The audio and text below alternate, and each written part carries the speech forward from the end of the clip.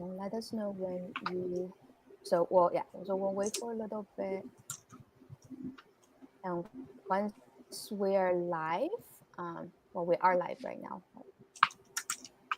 Okay, so I guess everybody can hear me.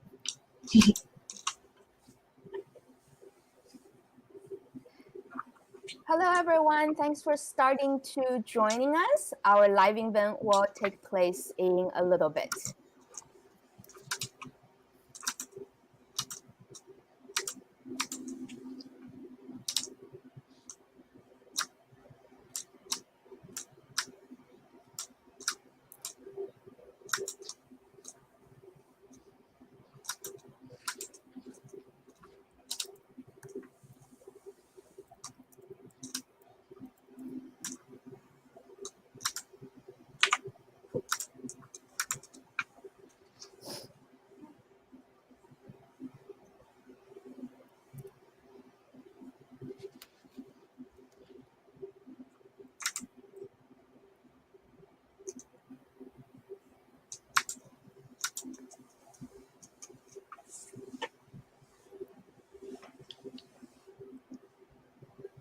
Hello, everyone. Welcome to the WSPark NYU Tisch DPI Senior Thesis 3D exhibition opening that is taking place today.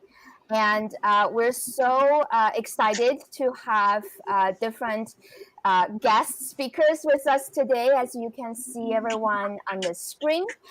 We're also super excited for anyone who can join us right now via YouTube Live, Facebook Live, and also those of you who are watching the recording later on.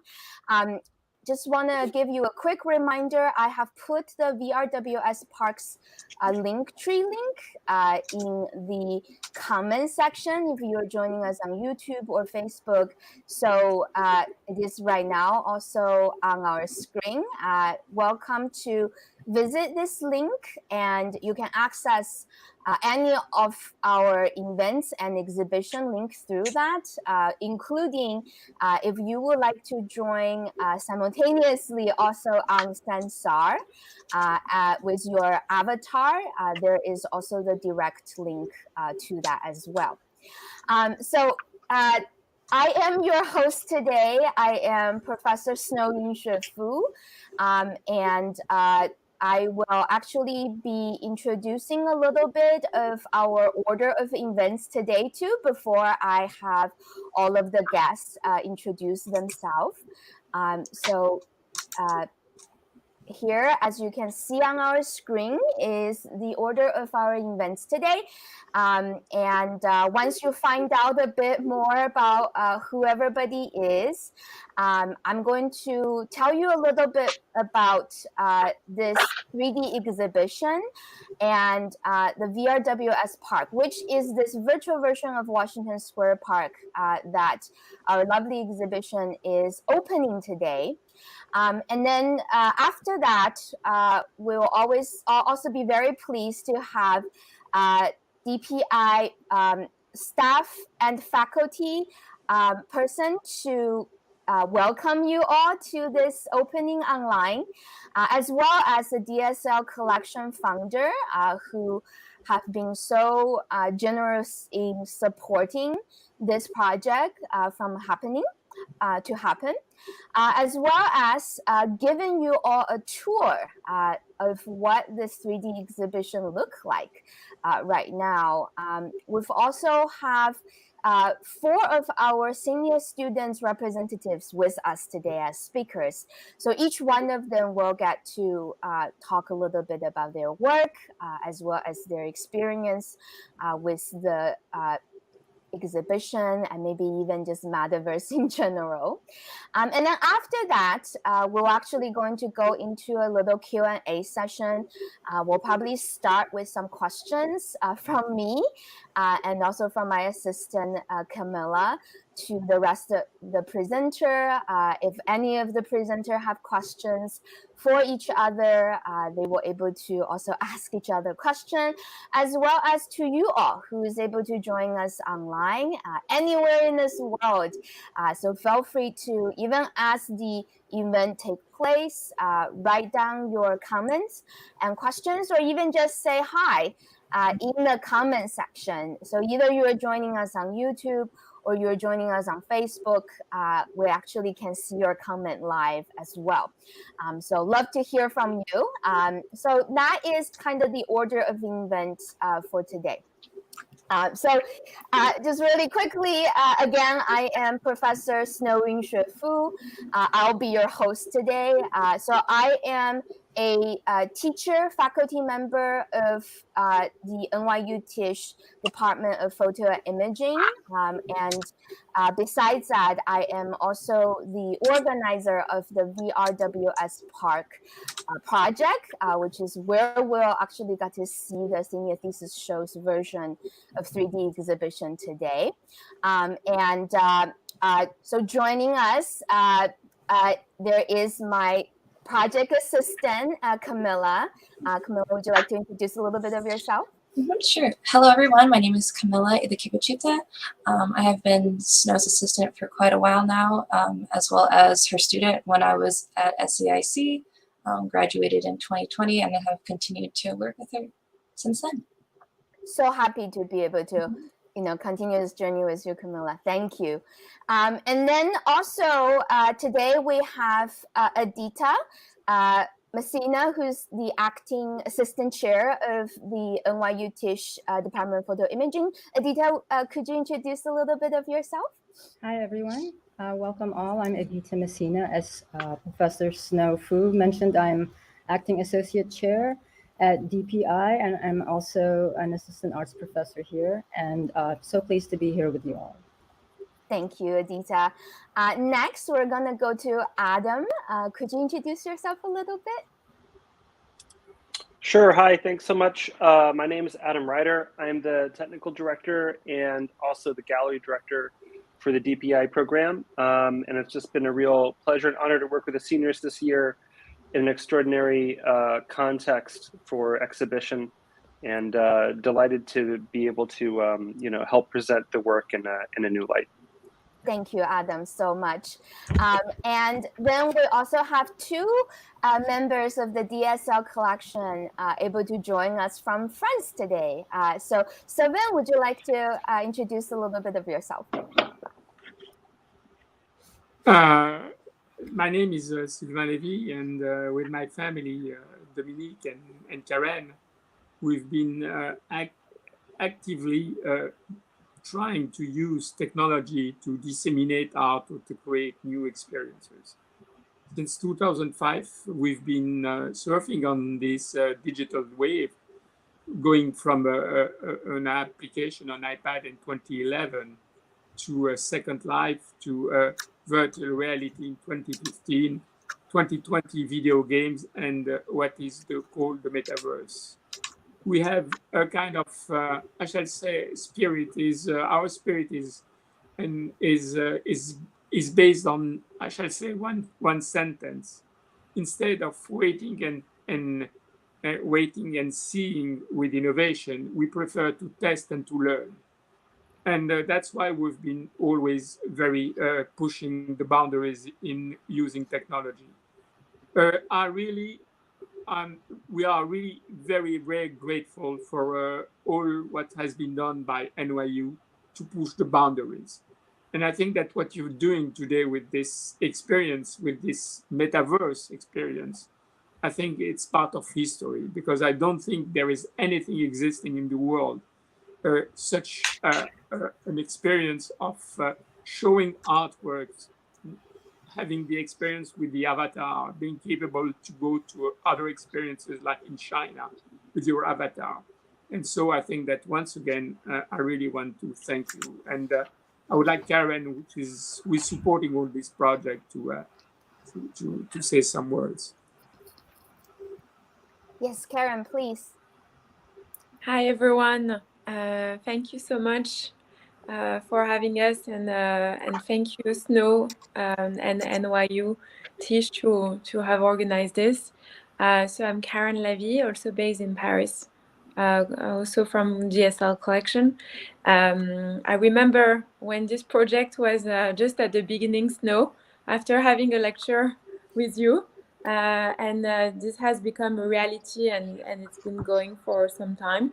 And I think it's so interesting to see, such an educational strong force and students to be all reunited together to show on the metaverse. And I also believe that it's only the beginning, and we are very pleased to be hosting this event with you. Thank you. Thank you both, Sylvain and Karen, for that intro and a bit of a context of this project as well. And later on, I would like to also have you actually both talk a little bit more about just like how specifically this project coming to fruition. But before that, I also would like to introduce the 4 senior thesis students from the Department of Photo Imaging. If you can introduce yourself a little bit, we will start with Ines. Yes. Hi, I'm Inez. I'm obviously a senior in DPI. I'm from Honolulu, Hawaii. I've taken a couple of Professor Snow's classes, so it's really exciting to be here and able to showcase like my work this way. Thank you. Thank you, Ines. Wonderful. Next, we will have Dawson, please. Hi, everybody. I'm Dawson. I'm also a senior at the photo department at NYU. I am also really grateful for Snow for giving us this opportunity to speak. And yeah, I've been taking classes with Snow, and I'm very excited to talk to you all today. Thank you so much, Dawson. And next, we will have Austin, please. Hi, everyone. I'm Austin. I'm originally from Houston, Texas, and I use a combination of photography, post-photographic imaging, and visual design and research in my work. Wonderful. Thank you. And then last but not the least, Ria, please. Hi, everyone. I'm Ria. I'm also a senior in the photo department, and I'm really excited to be here today to walk through and see the exhibition for the first time with everyone. Thank you so much, everybody. Wonderful. So Camilla, if you want to share your screen. So next up, I'm going to just give a little bit more context about the show that we're all visiting today before I have Adita, Adam, have more of a welcome from the NYU Tisch DPI standpoint, as well as hearing a little bit more from Sylvain and Karen about the specific project fruition too. So as you all can see, we are hosting this exhibition. The platform that the exhibition was built upon is called Sansar, a social VR platform. So anybody can actually download Sansar on a PC computer for free, just like any games. And then it is an interactive exhibition, very much like the physical one, where you can go in and walk around and look around. Not only the beautiful scenery, but also the artwork that we are able to present. A little info about why Washington Square Park, because it is such an important cultural landmark of New York City, and more specifically, New York University. As we know, it is located right in the middle of the campus of New York University in Manhattan. And we sort of as a school kind of claim this, public park as our own. Lots of students hang out there. Faculty, meets their student there sometimes for meetings, right? In a one-on-one, way. But it is also this, recreation place where a lot of New York New Yorkers welcome, and it is also actually facilitated a lot of cultural and art events. Lots of famous comedians as well as actually artists has performed, including our very own NYU alum such as Lady Gaga. So when the project comes together to sort of as a proposal stage, I have chose Washington Square Park to be this original model that we model after. And the goal is really that the WSPark is this social place online where we can safely gather together, right? That obviously with the pandemic being kind of this global phenomena, it's a lot harder to gather together, especially in large groups, even for our opening, that is while keeping safe. So WSPark enables that to happening, also enables the very fact that even the speakers, not let alone all of the audiences are coming, joining us even today, just from different places in the world, at least 2 different continents. There might be another one. So, any of the audience, if you feel free to even write down in the comment section where you're joining us from today. And so WSPark was opened actually last year. Our first exhibition was in November 2021, and then what we're looking at is actually our second exhibition, which we're so excited to be able to present the senior thesis students' artwork in this context. And so, as this is a place that they, really familiar with throughout their time here in NYU, but also kind of making this impossible, right, exhibition happening, because otherwise it would be very, very costly, lots of labor to actually set up what you are seeing as different mazes of within the park, so that we can install images of the students from the photo imaging department. And then also this exhibition will be up for a long time. So after the official opening today, the link is open. Again, I shared it in the comment section. If you go to the WSPark's link tree account, there is one of them, the show 2, right? So if you click onto that and you want to visit interactively, either on a PC computer or on your VR headset, right? If you have access to that, you can very much immerse yourself inside, and then the avatar who is in Sansar can actually also talk to each other there. So, it really guarantees you to have a very safe, but also a little bit different kind of exhibition interactions. And we will hear more from the different student representatives today. Because of time limitation, we're only able to have a few representing this graduation class of 46 artists, right, who has worked in the show.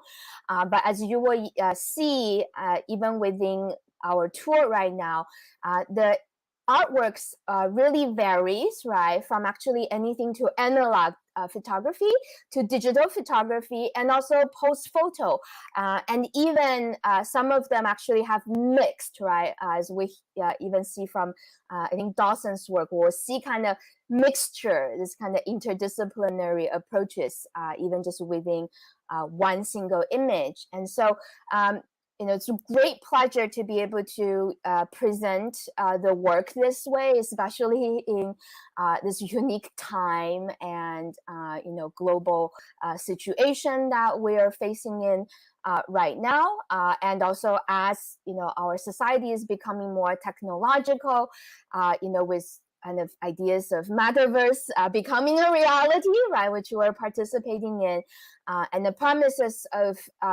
Web 3.0. I really hope this exhibition, become this sort of tools of experience that can kind of extend both our kind of creative practice from making artwork to experiencing artwork, but also to kind of this engagement that we have, especially as artists, with images, right? How kind of in a post-photographic situation here, that we can refer to reality as we know, but at the same time also, providing this tool to be able to bring focus on certain aspects, opinions, and emphasis to things that we think is important, right? And also able to put more and more artists' work, especially emerging artists' work, onto a platform where it's very accessible, very international, right? So this kind of idea of anybody can come and watch it at any time, right? They can visit exhibition kind of even without the limitation of location or time or public health crisis. So that is kind of my little intro towards it. And next, I'm actually going to invite Adita back a bit, and then Adam after that, for a little welcome from the NYU Tisch Department of Photo and Imaging. Adita? Hello again, this is Adita Messina. Just to give context to the work that will be shown, this year's graduating class expands questions and challenges traditional notions of the medium of photography. Their work speaks on themes that include identity, the body, spirituality, technology, time, memory, globalization. Their capstone projects synthesize all they've learned as undergraduates at NYU. So I've worked with almost all of the graduating seniors since they were first-year students. So it's a bit bittersweet to see their thesis shows, but we're all here at DPI immensely proud of our seniors and their diverse and extraordinary work. With this VR Washington Square Park exhibit, Tisch DPI is embracing how the metaverse has a growing relevance for artists and content makers. We're excited about the potential of the metaverse for social exchange, as well as for creating digital content and the expanded art market. Thank you to Professor Fu for curating the VR WSPark, as well as thank you very much to Sylvain and Carrie Levy for co-hosting with DSLCollection. And a special thank you to our innovative exhibiting artists, our Tisch DPI class of 2022, your families and friends here with us today. Thank you so much, Adita, for that wonderful welcome. Adam, could we have a word of welcome from you as well? Sure thing. First of all, I want to say it's also bittersweet for me to be working with this particular class. I've been the technical and gallery director of the department for about 4 years, and just when I was starting was when the current graduating class was beginning their academic career in the department. So I've been with them for my whole tenure at NYU. So I'll be sad to see them spread their wings and enter into the unknown. But it's been wonderful to see how adaptive this class has been.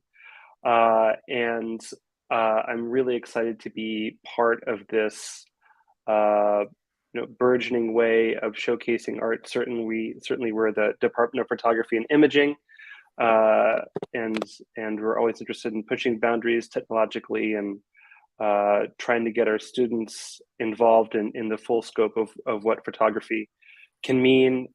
Increasingly that bleeds into many different mediums and technologies. So it's exciting to see the work of our students showcased in such a novel fashion. Thank you so much for that, Adam. Appreciate it. And share this sentiment also to not only the representative speakers today, but also the rest of you who are graduating this semester, that it's always bittersweet, I think, as Adita and Adam have pointed out. But we're so excited for you too, right?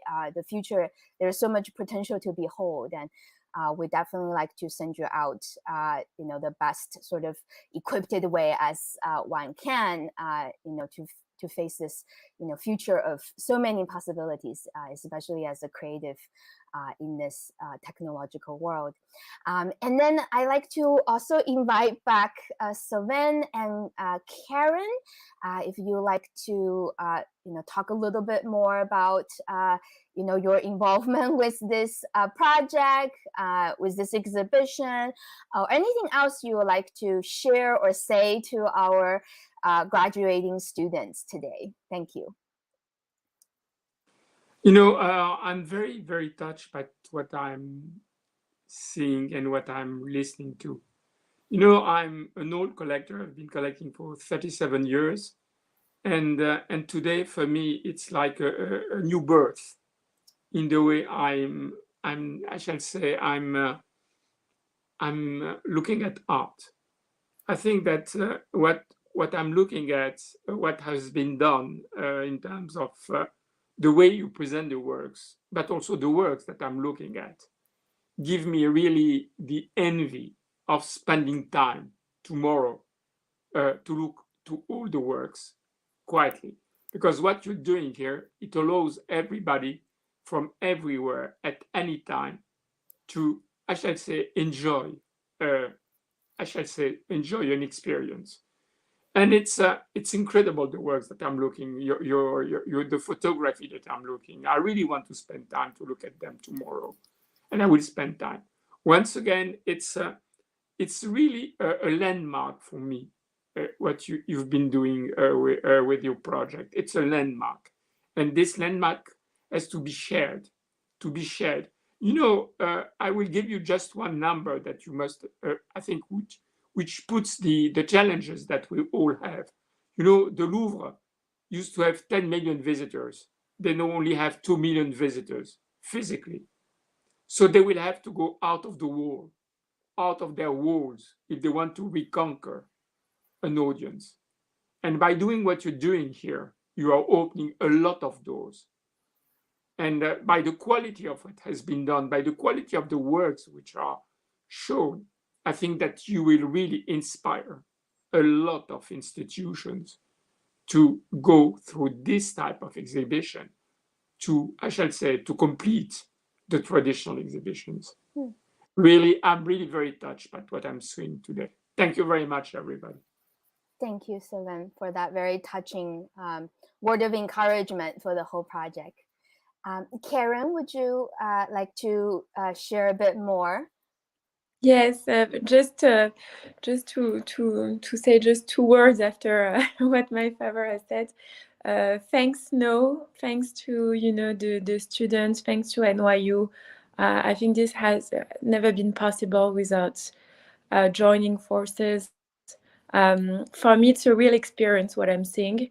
I'm far from New York City, but it feels like I'm almost in New York City with what I'm seeing. I can visit an exhibition with what students have created. I think your work are extremely metaverse ready as well, which is super interesting to see.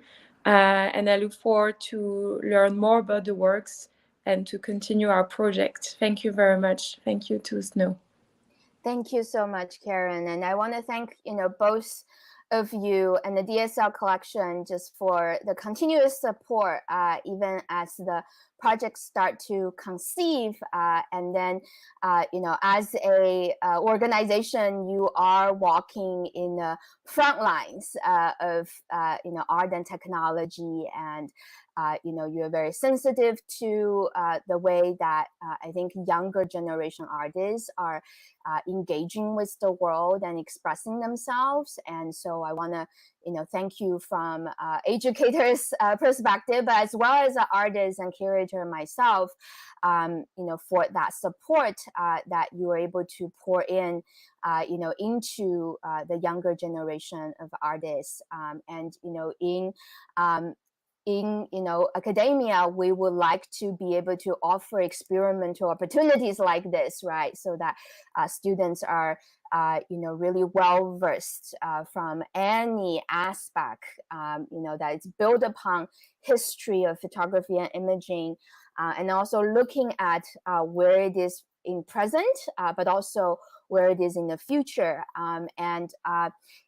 Though our chair, Deb Willis, are not able to join us today, I want to just especially also give out a shout out to her, also in upholding that vision and all her support in terms of making this project possible, as well as other admin and faculty members here in DPI and also NYU Tisch, the way that you've worked with students right throughout the years. Now it's really a celebratory time for us to be able to see their work in unique ways. I also like to really quickly thank my studio assistant, Camilla, and Hailin, and Phil, and others who's kind of being on this journey to actually building, right, this exhibition. So everything you see here, from the original conception of the exhibition to, even every brick, right, every hedges and every trees, we have to put it in there, right? So this very much is an exhibition, but also our work in a way. And it's been such an incredible journey to be able to work with Camilla in that way to make this happen. Even before we opened up our opening this morning, we said like, how about that tree? How about that sign? So I think it does kind of give us this opportunity to really shape maybe a place or a reality or future that we would like to see ourselves being in. So I'm going to turn it over to the student representatives next. So thank you very much, Camilla, for kind of just been walking us through the whole tour. But as I'm kind of inviting the different senior thesis students to present, we would like to fly, just as we are, to their work, so that visually we can be looking at their work while hearing them talk a little bit about it. So we're actually going to start with Ines. Actually, we're looking at Dawson's work. So why don't we start with Dawson, just so that visually we're there too. So Dawson, if you'd like to say a little bit, tell us a little bit more about your senior thesis project this semester. Yeah. Sure. Yeah. So my name's Dawson. I guess if you're just joining us, I'm a senior at the photography department at NYU, and this is my piece. It's called "A Great Blimp Found and Buoyant Emerges from the Shadows." And it's from my larger project for my senior thesis project that's called "Regard It Like a Dove." I was really excited when we got to learn that our works were going to be exhibited in this way in like a 3D virtual space, because I think one of the more exciting things about working on my project was kind of like combining more analog ways of making art and then also more digital ways of making art. So I guess to kind of describe this piece, the base like photograph of like the trees and the ground and everything is a film picture that I made on my grandfather's camera that he bought in like the 50s. And so I kind of took that and was going around Central Park and making a lot of pictures of just like sort of the natural scenery. And after I did that, I was able to develop the film myself, which was fun. I got to go to school and develop some film, which was a really interesting process after not doing so because of the pandemic for so long. But got back into the swing of things okay. And then I scanned the negatives into my computer and then used this 3D modeling program on the computer called Maya in order to make these like digital sculptures and then try to like combine them so that basically the digital part, the blimp with the chain coming out of it, looks as though it's coming, that it's actually in the picture itself. And I think one of my goals in sort of the project at large and with doing this process in particular is kind of to explore the idea of narrative in art and specifically in photography. I think there's kind of a expectation of photography to be very like realistic and to just sort of reflect reality in a very kind of like scientific way. But I think it's interesting to think about how photographs can kind of be altered in some way to conform to a narrative. And this is also where kind of the text comes in. It's kind of hard to see on the screen right now, but at the bottom, there's text that I wrote. This in particular is like a little excerpt from a larger poem that I wrote.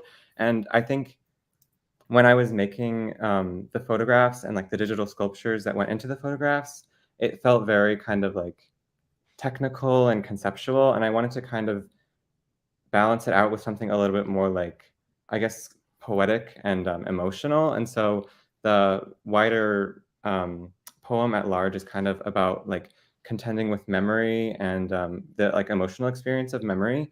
And so I think like kind of memory and narrative go hand in hand for me, because I think in a way like kind of our memories create the narrative of our lives. And so I thought it'd be an interesting combination to kind of see how those two elements can interact.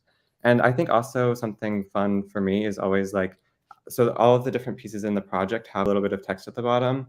And I think it's kind of fun to see when the text lines up with what's happening in the image versus when it kind of contrasts. So it kind of creates an interesting conversation between the two pieces. So yeah, I guess that's what I have to say. Wonderful. Yeah, that's so great. And especially good to hear the process, right? How does this image kind of comes together? And you basically touched, from analog to digital and to post photograph. So even kind of within this, one example that we're seeing, and though we would like to exhibition all of your final thesis work, we can only exhibit one of the image, right? From the, I know that there's more images from this work.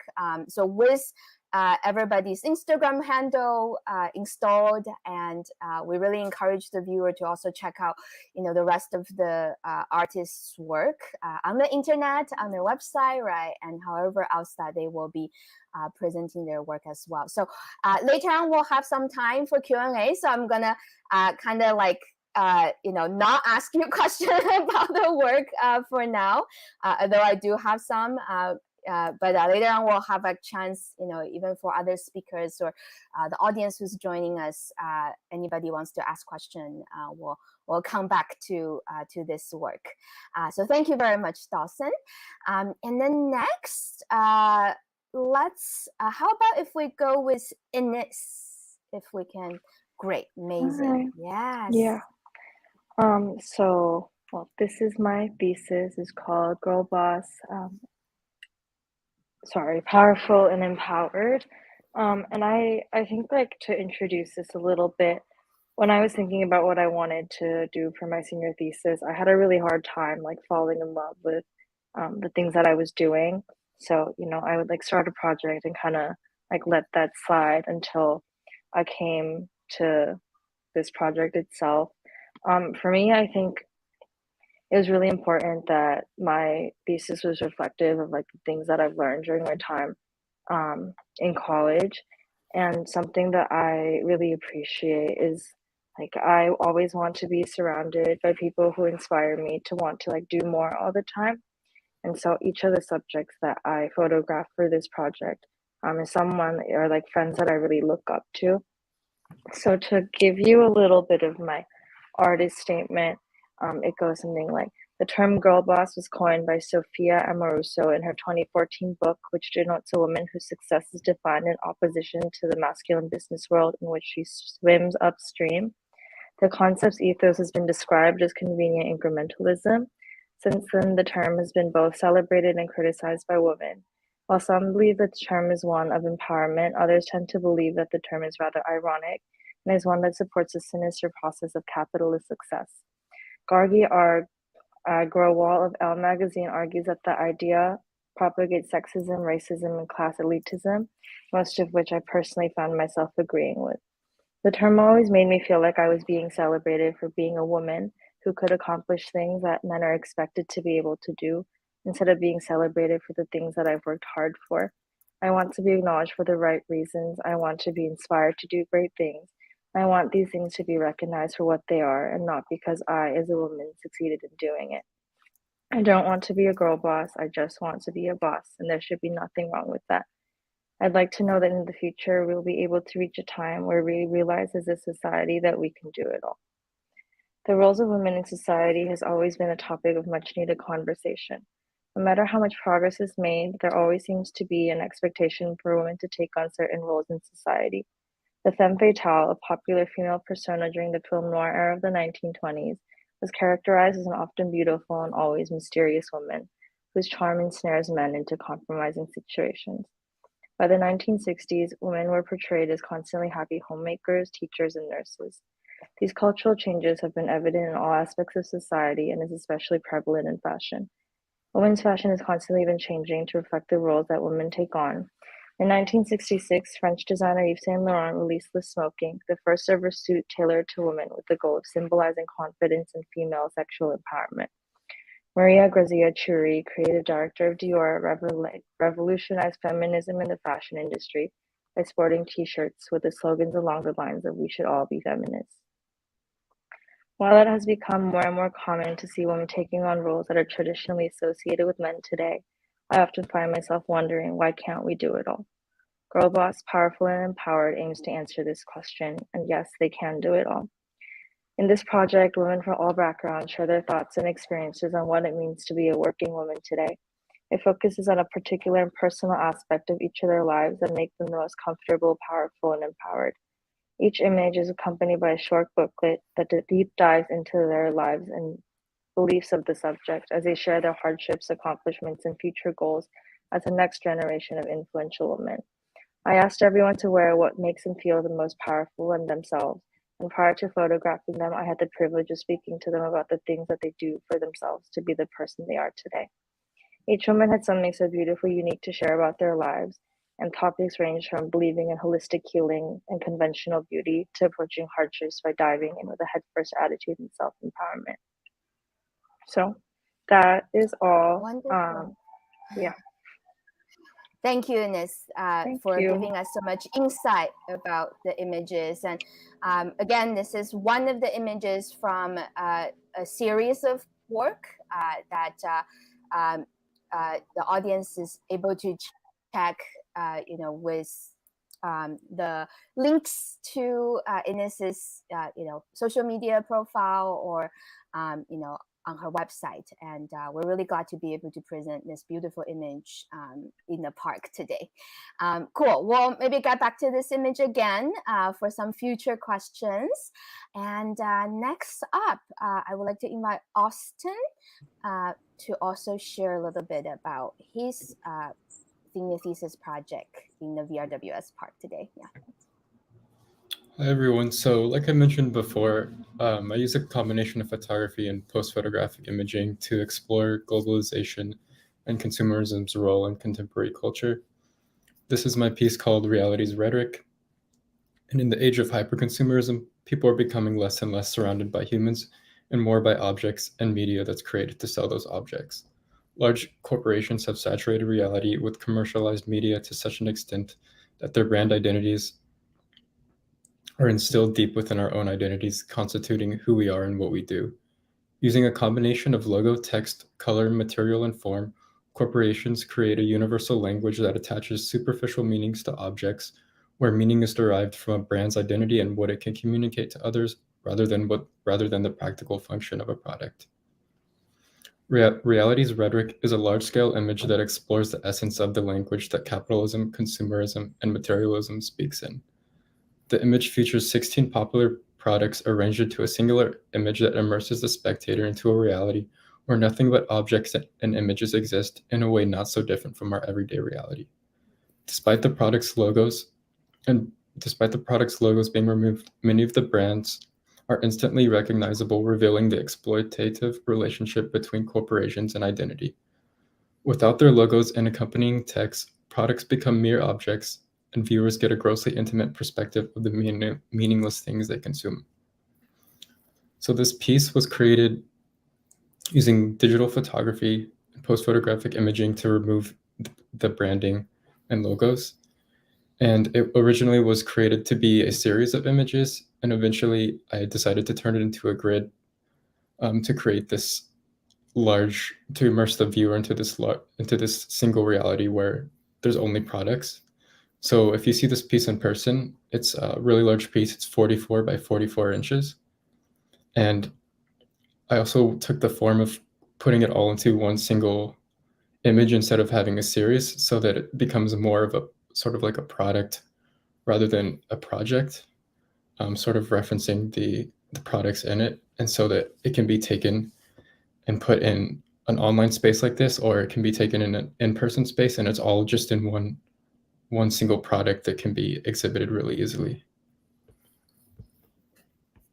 Wonderful. Yeah. Thank you, Austin. And appreciate the lots of consideration in terms of even the conceptual engagement, I think, of the process, right, of making the work, as well as your consideration for presentation.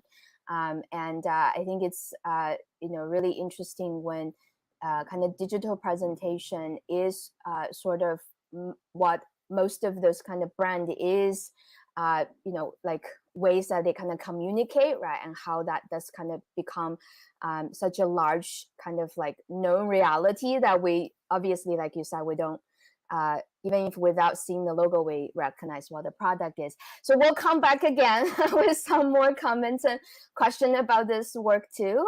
But thank you so much, Austin, for sharing your work with us. And then we have one more thesis representative, Ria, who would like to share a little bit about her work as well. Next, yes. Yes. Hi, everyone. My name is Ria, and the piece you see on the screen now is just one part of my thesis called These Roots of Ours. And so I'd like to just start by reading the project statement for some context. Black hair holds histories that must be acknowledged. It finds itself at many intersections of identity, of beauty, of fashion, of power. While society relentlessly places its own opinions and critiques onto Black women for simply existing, we have found ways to express our own truths and livelihoods through the roots that rest in our bodies. These Roots of Ours explores these complex intersections through illuminating the versatility that lies within a Black woman's curls. With an emphasis on collaboration, the project serves as a playground for Black creativity and innovation. Through intricate hairstyling, clothing design, and numerous image-making processes, an all-Black team of artists celebrates the beauty and power that lies within Black hair, all while utilizing their respective skills and passions. The presentation of the images on paper, fabric, and clothing provides a more physical experience in which texture takes control. This layering of varied mediums emulates the role of performance that is inherent in expressing one's identity and creates multiple galleries in which the final images may be viewed. In these Roots of Ours, hair becomes an entity of its own, forming connections, shifting as the world moves around it, reaching out from one's scalp and owning its many manifestations. So as expressed in the statement, there are multiple mediums that I explored while working through this project. And in the physical exhibition in Tisch, the featured image that you see now was up alongside 3 large cyanotype prints on fabric and a handmade dress. The exploration of textile in this project was something that I really, really enjoyed, and it created a far more hands-on production process. Cyanotypes are created through exposing sensitized material, in my case was fabric, to UV light while you have an image negative or objects placed on top of it. The final dress featured a series of cyanotype prints that were constructed into a skirt, and then this was then fastened on top of a bottom mesh skirt layer. The capabilities of Black hair were pushed even further with the adornment of braiding hair. So braids were used as both an aesthetic detail in the dress, such as the addition of them on the bottom of a skirt, reaching up in like tree roots, and also as a tool for construction, such as the fact in order to fasten the top, you have to actually do a long braid down the spine. After months of planning, it was really, really rewarding to see this project come to life. There was so much love and labor that was put into it, and I'm really grateful for everyone who played a part in kind of bringing it together. I believe that it's a theme and a project that I will continuously be working on, and I can't wait to see where these roots of ours goes next. So yes, thank you for your time.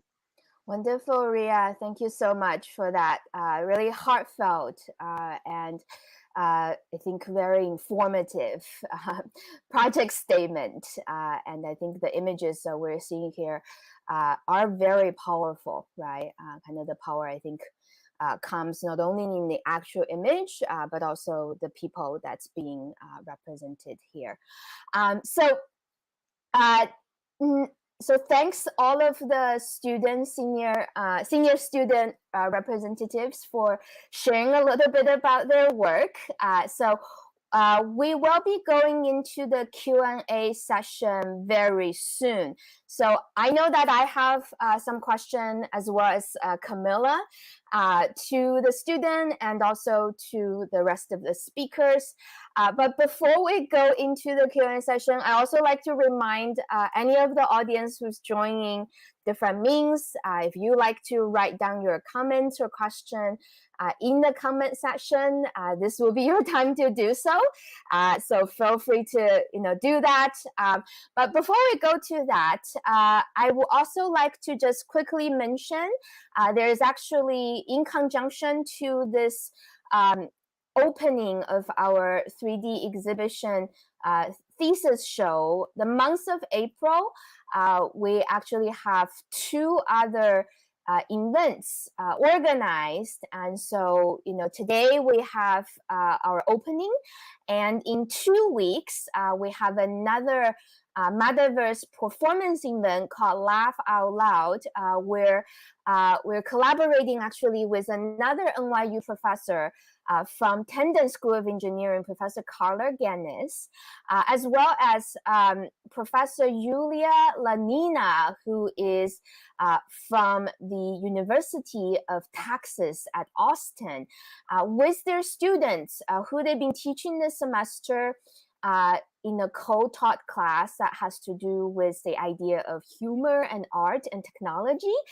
So as a conjunction event, we will have a performance event taking place with a avatar comedian, as well as other customized avatar and moving image work that takes place on Saturday, April 16th, again from 2 to 3:30 p.m. New York time. So really encourage everybody to mark your calendar as well for that one. Should be really fun, right? We have a lot of work kind of going into that right now. For example, not only importing object, but this time importing customized avatars. So as you see, this is our actual event poster with some of the images of students' artwork and our avatar artist comedian who is going to be able to present for us in this metaverse environment. So please mark your calendar. And then last but not least, we also have our final event on April 30th, on a Saturday again, with the artist Claudia Hart, who is really considered one of the key figure in the new media art scene. She has really, I think, cornered this idea of post-photography and 3D imaging as a artistic, expressive, creative practice, right? That is not just industry driven or has to do with commercial and capitalism, but really kind of free to be used for emerging artists to think about ways to comment and engage and explore culture. So really encourage you all to also mark your calendar for that one. And it makes a lot of sense for her to actually talk about her digital artworks within the metaverse environment as well. Again, all of these links is accessible in the WSPark Linktree page. So if you go on our Instagram or go on our Facebook page, you should be able to find that as well. So let's go into our Q&A session, which is the last session of today's event. So much great I think, exchanged so far, right? But I imagine that kind of the Q&A will give us kind of a way to get a little bit more into each other's mind space while we're all sort of occupying, the space in the virtual reality. So I would like to start, and then I think Camilla will also have a question, and then we're gonna give some opportunity to any of the speaker who may have any question. So my question is actually addressed towards the student artist. How do you see this idea of power of images in your work, right? Your particular work that is being shown right now in the exhibition. And could you also comment on just power of image in general, kind of as a creative, as kind of our maybe contemporary society is subscribing, consuming, and making images, and sort of ways for us to maybe understand or misunderstand, the larger world. So any of the speakers feel free to take on the question. I don't have a particular order, so feel free to jump in, any of the students. So. I can give it a go. I think photography itself is a form of communication. So there's, so many ways that you can interpret that.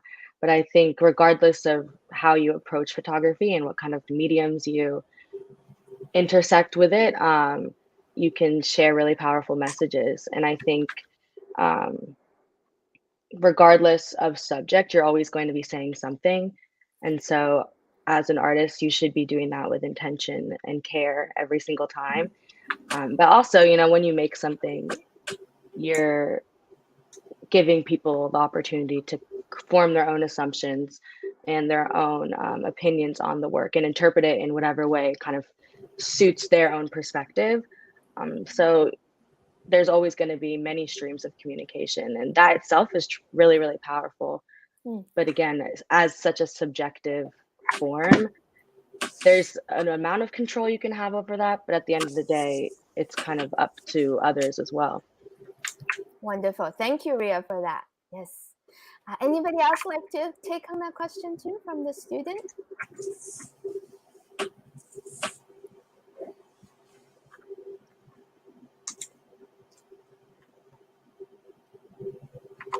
Power of images.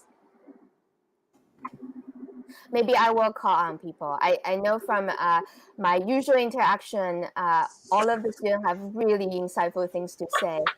And sometimes it's just a matter of giving them the opportunity. So may I actually have Dawson respond to that question, please? Sure, yeah.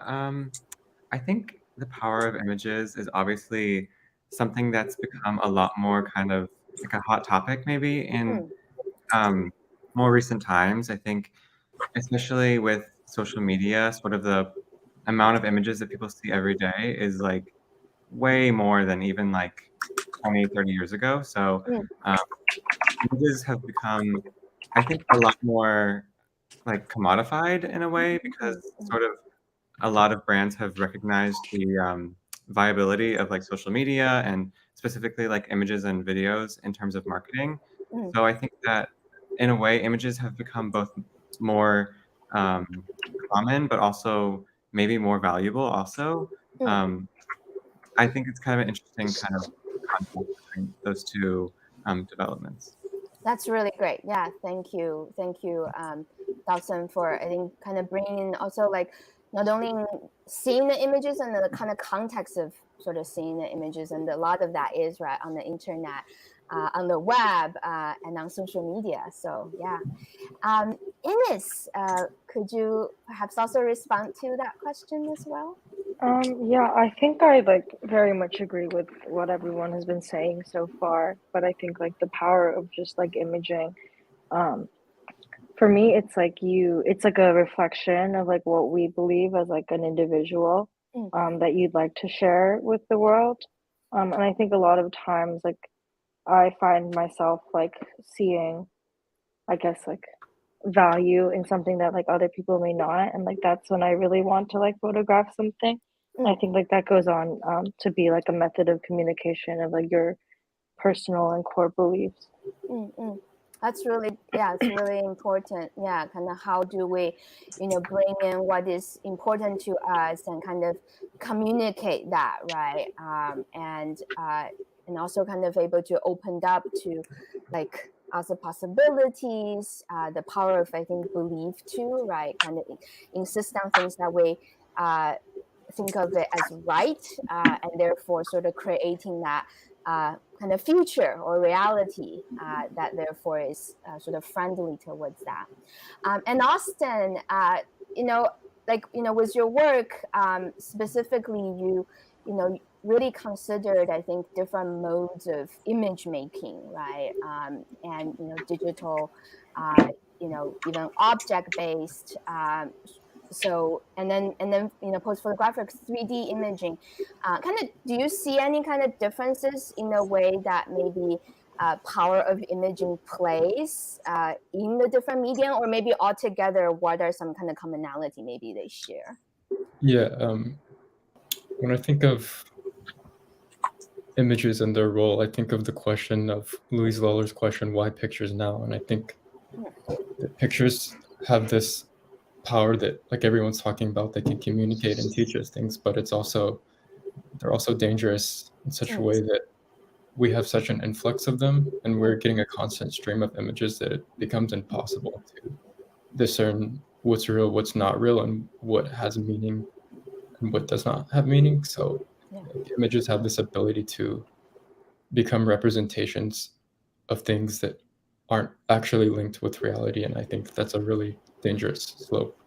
And we have to really critically think about images that we see and what they're saying and how they're affecting what we do.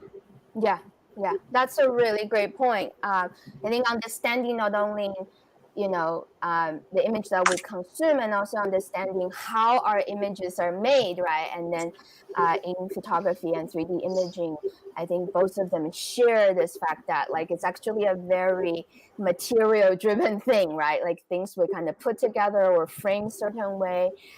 So how much of that points to reality, how much of that sort of informs the way that we maybe behave, right? I think it's really crucial to be engaging in image making from that perspective as well. So I'm going to actually give the opportunity to Camilla, my assistant, to ask her question to the speakers. Yes.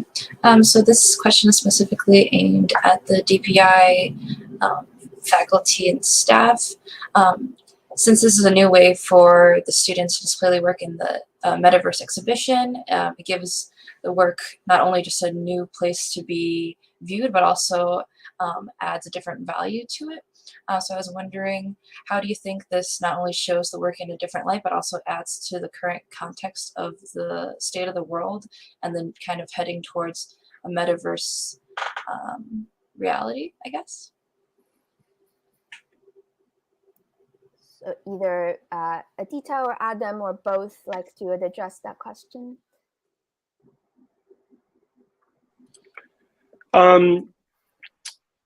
Could you maybe phrase it in another way? Yeah, sure. So basically, since like viewing it in a gallery versus viewing it in a metaverse space, it's kind of a different way to interact with the work.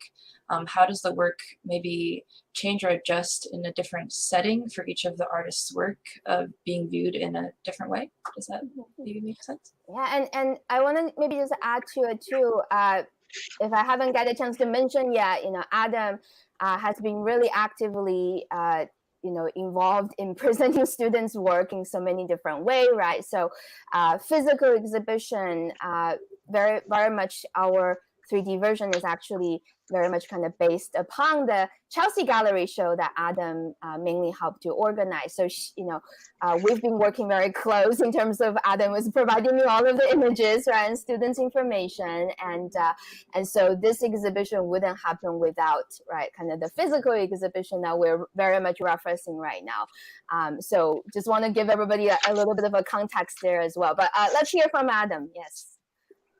Something that's really different about this exhibition than how we've presented them in person, either in our gallery spaces or earlier this year in Chelsea, is that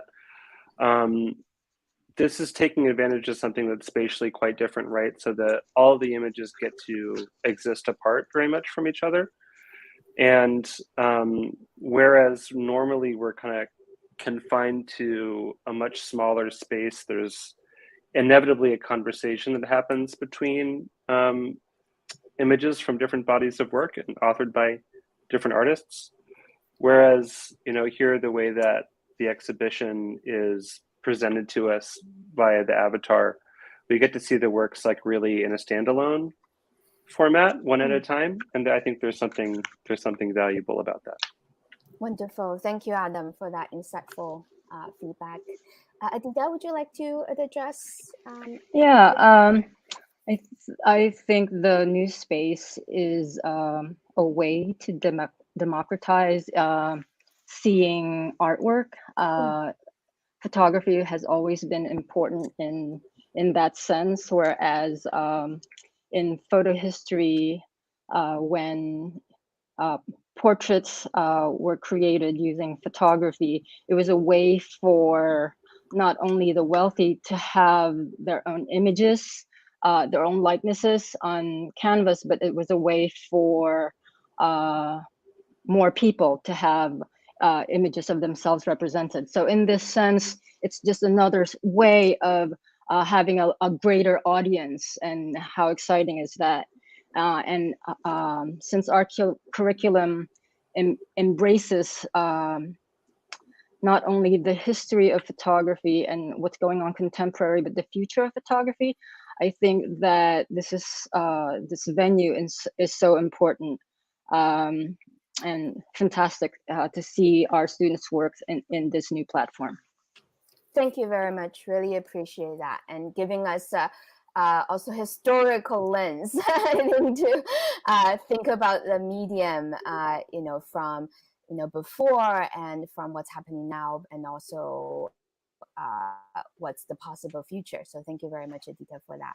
I actually have one last question, and then I promise I'll give opportunity for other speakers to ask their question. So my next question is towards Sylvain and Karen, and I think you mentioned this earlier, that it's by the way, really again appreciate and your personal involvement with involving with future artists, creative emerging students' work, and also as a very experienced collector, right, who have this very kind of multicultural, international context. I know that one of the emphasis for the DSLCollection was actually Chinese contemporary art, and then more recent years, it has to do with sort of the way that artists are engaging with kind of just media practice in general, right? Obviously, photography, 3D imaging is a big part of that right now. And now looking at this students' work in the exhibition, but also as supporters of metaverse exhibitions like this to happen, what are some hope and dreams that you all have in terms of your engagement, or maybe as a facilitator kind of a role that you hope it will happen for, like the landscape of art or society as a general? Looks like maybe if Karen would like to take on that question. No, I was just looking at my favor. Okay, I will go first. I think that it's been a long time that we've been almost a year together working on this medium, on the metaverse with you, Snow, and the students. And every time you've been updating us on the process of creating the space, and for me, I see so many advancement in this metaverse, and it's always an experience. I think for me, it's, as we're saying, we're not in the same place, and we're able to see the art together, and that's what I think is important in this project and in the project that we want to run with the metaverse. We also have another experience, which is the Pingshan Museum, and I think it's so interesting to have you collaborated with the other team and to have different experiences. I was having an experience on another metaverse actually last night, and I feel that this is very powerful. We are together, we are looking at the art, we are listening to brilliant students, and for us, that's make a project real and to be continued. I think it's only the beginning, and it's very important to continue it. Thank you so much, Karen. Yes, and I think that's part of the thing that I felt like DSL as a cultural institution have been doing so well is, you're always looking kind of at the horizon, always looking at like, what's next, right? So the curiosity and this, I think, spirit of experimentation really enables sort of, things to develop, and then the potential of it kind of developing, as kind of a creative way with a lot of, and also thank you, Karen, for mentioning. I should also say that we actually have 2 other portals inside of the WSPark space that we're looking at right now. And because of time today, we won't be teleporting into them, but one of the portal will link us actually to the DSLCollection's other exhibition that is based in the Pingshan Art Museum in China, which showcases, I think, 8 artists from their collections, their work in a digitalized metaverse form. So definitely encourage everybody to check it out, right? Maybe after today's event, I just want to go onto the Sansar link, and then if, as your avatar walking through the portal, you will then be able to basically go into another exhibition without taking a flight. And then our second portal is actually towards our first exhibition, which opened last fall, where I have selected 10 of my former students, most of them again from NYU Tisch, to be this idea of the land of post photo. So including not only screen-based work, but as well as actually 3D objects. And of course, our show that we just opened today is almost 5 times as big as our first show, right? So we have 46 students who are able to present their work in this park, which we're so excited about. I do see there's a question actually coming in the comment section, so we'll definitely address that. Again, any of the other audience who like to write down your question, please feel free to do so as well. But I want to give a little opportunity for any of the speakers here. If you have a question that you would like to address to any of the students here, or our DPI admin and faculty member, or our acting associate chair, Adita, or Karen from the DSLCollection. So here will be the speaker's opportunity to ask each other questions. Yeah. I have a question. Yes, please. Okay, first of all, it's so wonderful to see your compelling work and hear you speak about your work, students. And my question has to do with the experience working with Professor Snow in her post-photographic and new media classes, as well as this experience putting together the show. How has that been generative of making new work or expanding current projects or current ideas? How has it been generative of moving forward?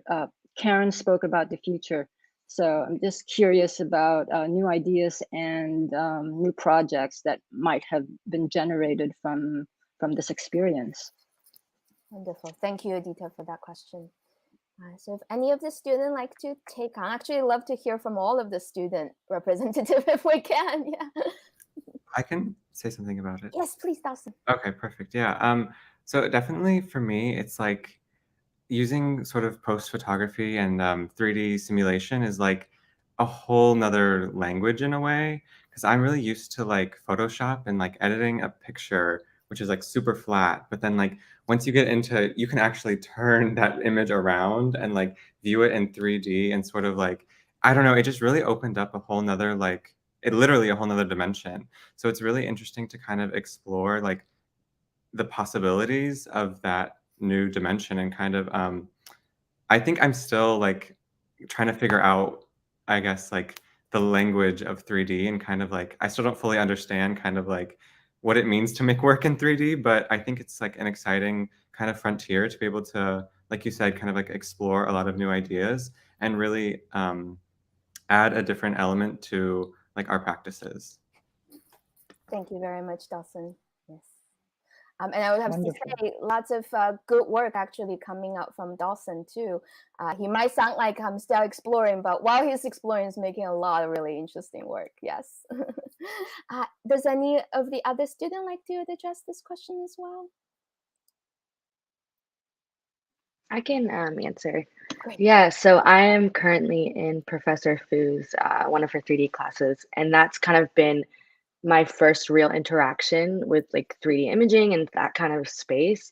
And it's kind of funny because I feel like within my personal work, I've been kind of moving away from the digital space and wanting to do more physical, like tactile projects.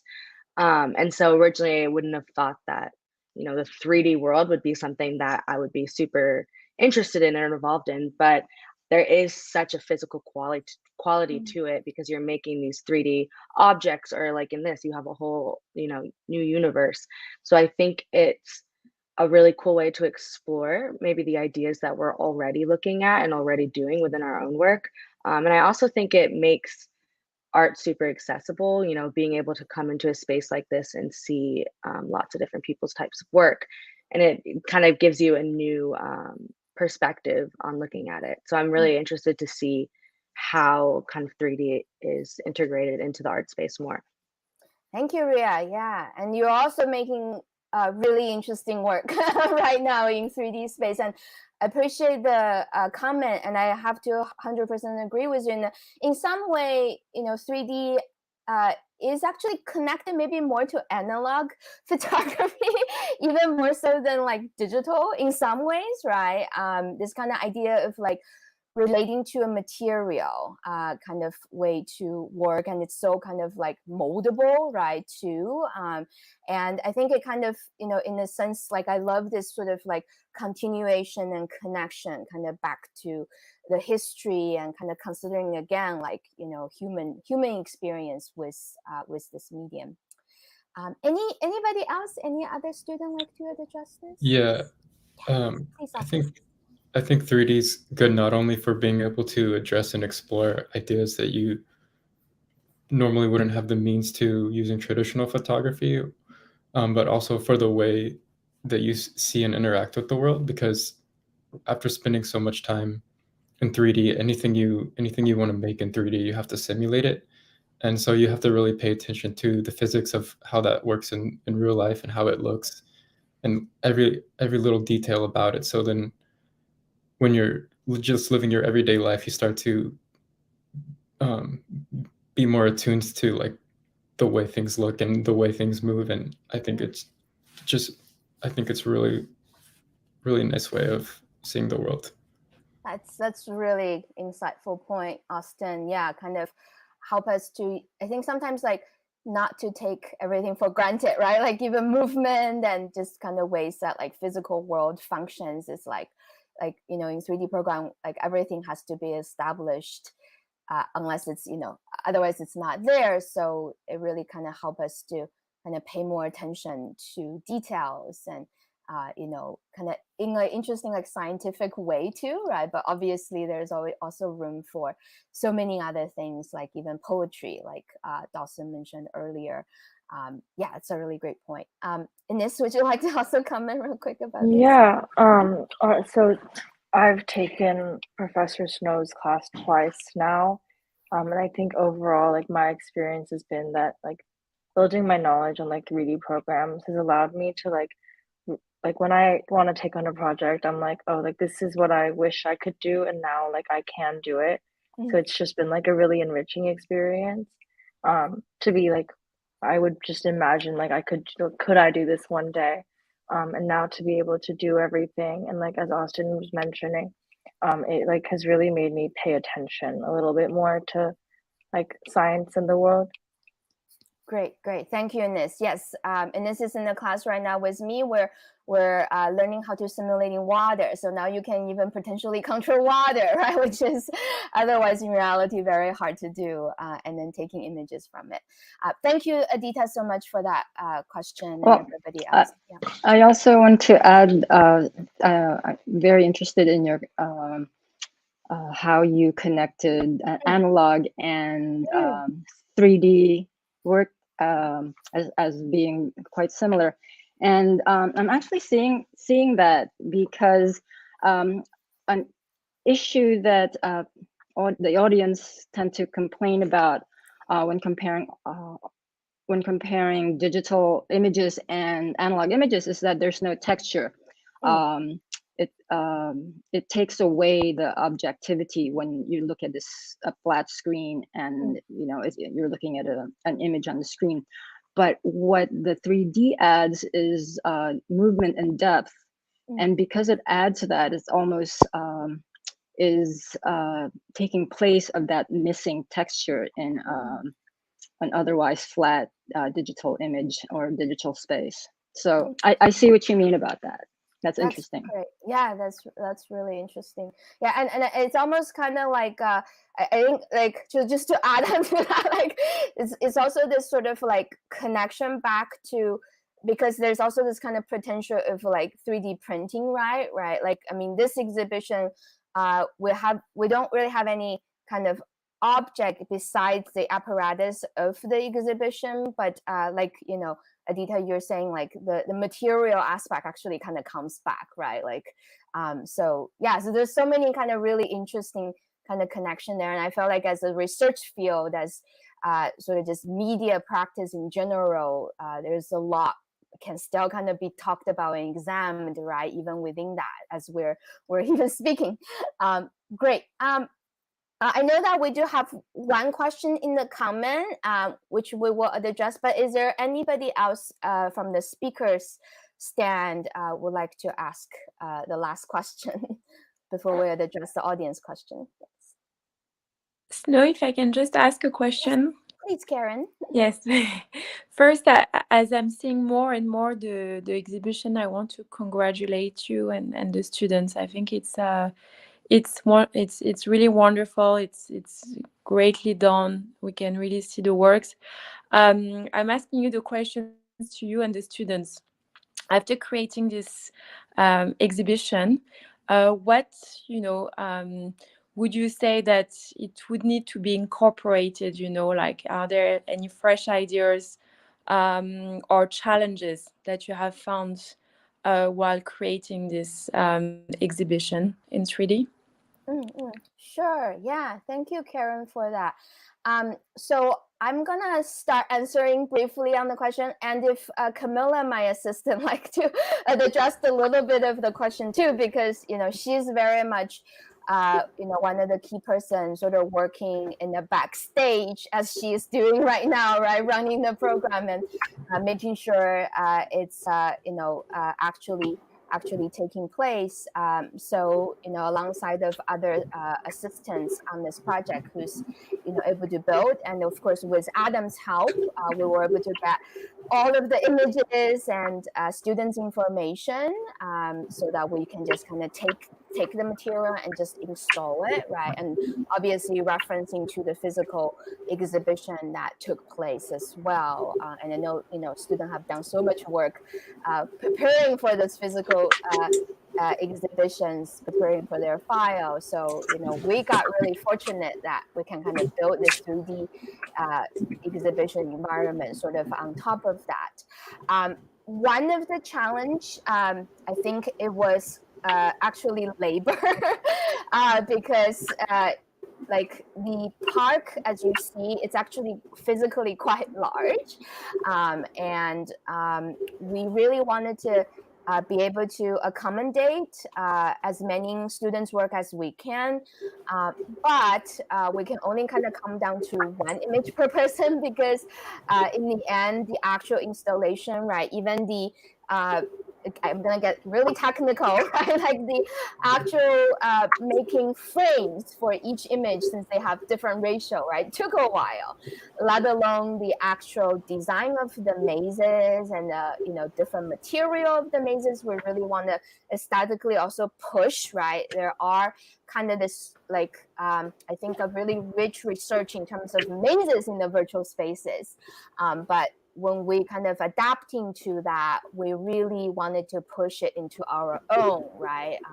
So not only with hedges, but also with bricks, so that it is this, idea of original virtual Washington Square Park, where we got to show the exhibition of the students' artwork. So we're really considering kind of ways that we can best represent the work. And I think there's always sort of pointers to take in the future, like that we can even kind of do more. Like I think a lot of the students hinted at, right, too. There's sort of so much possibility. Sometimes it's like super hard to do in the physical sense, but if you do it in 3D, in post photo, it's like, oh, it's actually at least doable, right? So, but even within that, there's still, like weekly meeting that I have with my assistant, mainly Camilla, right? We have sort of other assistants also, help us. And one other aspect is actually for like our models to lose weight, because we can always build and build, but because it is a social VR platform, we actually have to have low polygon, right? Everything, where we have such a kind of a complex like layout that like able to optimize everything so that it then make it really accessible actually took a lot of time, right? So I think the sort of visible aspect of labor, and then also the invisible maybe aspect of labor is sometimes kind of working with a context or work like this, like it might not seem to be very apparent. Camilla, would you like to add anything? Yeah, I think along the same lines, I think the difference between like installing in a gallery as like an artist when I was in school versus installing this exhibition is like you actually have to build the walls that the work is going to be on, not only framing the work in a 3D sense and each artist's work being their own specific dimensions, readjusting the frames and not only just scaling it down, but you have to like adjust the widths of each of the sides, things like that. And like I said before, like you're building the walls that the work is actually on, which you wouldn't necessarily do in every gallery space, especially as a student. I think that maybe it does apply in some cases, but I think that's a very different experience than I had when I was a student, seeing work in a virtual space and building it from the ground up. And like Snow said, optimization too, that's something that towards the end is like we can just keep building and building, but then there comes a point where you have to just you literally can't add any more because of the poly count in the scene. So how do we optimize that to make sure everyone's work is shown and accessible? Yeah, thank you, Camilla, for that insight. Yes. We are actually coming down pretty close to the end of the event, but before we let everybody go, I do want to have opportunity to address a question from the audience. So Camilla can highlight this question on the screen for us. First, just a little comment. Oh, thank you, Natalie, for this comment, and congrats to all the seniors at DPI. And then Natalie's question, can the WSPark maze be saved as a template for the next exhibition, or does it all have to be built again each time? Oh, that's a really good question. So I think it, not only a technical question, but also I think like in terms of, earlier on Sylvain and Karen talk about like this could, potentially even be a model for big museums like the Louvre, right? Or the Met to incorporate in ways to, engage their audiences with their work. So we understand that we are going to present this exhibition on the Sansar Social VR platform, but Sansar is only just one of the social VR platform. We really like Sansar because of the visual it's able to provide. Is a lot of really beautiful details, textures, lighting, and sound. If you go into the Sansar space, you will be able to hear also a New York City sound, right? Environment, kind of like similar to how you would be in a park with bird chirping, but also like cars. So we really like Sansar, and Sansar is associated also historically with another really famous platform called Second Life, and Second Life was even before social media's rise, right? And then so the similar kind of team came to Sansar, and lots of artists actually also, make artwork with Second Life. And so we thought it made a lot of sense, and especially with also DSLCollection's connection to other projects, which we can interconnect as portals in this space to be on Sansar. But we also understand that internet doesn't exist forever, right? Especially platform and sites on the internet doesn't exist forever. So the materiality, right? Again, it's very actually moldable. So when we even first start building this, the environment as a whole, right? And also for our second exhibition, like, everything from the sign support to the mazes, we have archived it in 3D, right? So whether in a Maya format or other kind of online or actually hard disk drive services. So we've made sort of backup of these 3D models in different ways. So now it makes a lot of sense for this exhibition to be presented in Sansar, but in the future, this exhibition can totally be teleported into other social VR spaces as well. So a little bit of longer answer to the question, but I think it's actually a really good question in terms of like, I think there's also longevity in a way, right, for exhibition. Now this exhibition is actually going to be up for several months, right? So anybody can visit during this month, and we like our first exhibition, we probably will try to open this exhibition as long as we can. So there's not necessarily like a closing date, and also it's very translatable. Once the archive is well preserved, it's very translatable in other engagement as well. So great. I think it does look like we're hitting our time. And lastly, I just want to thank everybody again so much. Wonderful seeing everybody on screen again, beautiful faces. Thank you so much for being part of today's event, and also as speakers, appreciate your questions, involvement, and comments, and congrats so much to all of the senior students from DPI, Photo Imaging Department here at NYU Tisch.